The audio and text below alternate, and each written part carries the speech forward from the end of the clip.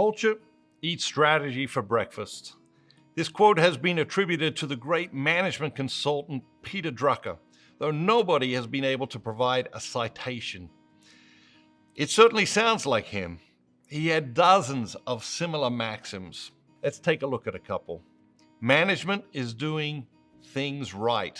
Leadership is doing the right things. The most important thing in communication is to hear what isn't being said. There is nothing so useless as doing efficiently that which should not be done at all. Meetings are by definition a concession to a deficient organization. For one either meets or one works. One cannot do both at the same time. So much of what we call management consists of making it difficult for people to work. What gets measured gets improved. Culture eats strategy for breakfast. Did he say it? Nobody knows. It doesn't matter who said it. Culture is more important than strategy. You may have an amazing product. You may have an amazing plan, but nothing will limit your organization's success like an unhealthy or dysfunctional culture. And if what you sell is a service, I suggest you become so obsessed with culture that people start to wonder if you have fallen in love or had a religious experience. Culture does eat strategy for breakfast. It's not just a cute turn of phrase. It is absolutely true. You simply cannot create scalable and sustainable success without a dynamic culture.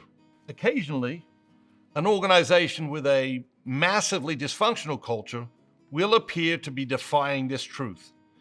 But the unspoken reality is they are giving up a huge amount of upside as a result of their dysfunctional culture. Their employees are paying a miserable price for the organization's success, and the organization's leadership is at best mortgaging its future and at worst robbing it. In the process, they rob their employees of the joy of meaningful work and the opportunity for the reward and recognition they so richly deserve. These organizations may seem successful, but with a dynamic culture, their success would be staggeringly greater. For too many leaders, culture isn't important until it's urgent. And by the time it's urgent, it's too late. A bad culture can hide behind a great product or innovation for a while, but not forever. Unhealthy cultures can limp along, even grow moderately in an expanding industry, but before too long, the employees will become miserable and disengage. And anyone with real talent will leave. The best people leave first, just like the best swimmers leave a sinking boat first. Sick cultures lose their ability to attract top talent, which means sooner or later they get stuck with second-rate, mediocre employees who go there to hide their mediocrity or laziness. It's common for culture to be neglected in favor of strategy, especially in the short term. In small and new organizations, this is understandable. Anyone who has ever started an organization can tell you epic stories about how hard they worked to get it up and running. But while this may be necessary in the short run, it is not sustainable in the long run. Culture is also often neglected in favor of short-term gain. The real disease sets in when culture is ignored, set aside, or neglected just for the sake of profits, bonuses, or share price. In the long run, every organization pays the price for this type of short-sightedness. Culture is your organization's best lifelong friend. The best thing about dynamic cultures is they are fertile. They procreate.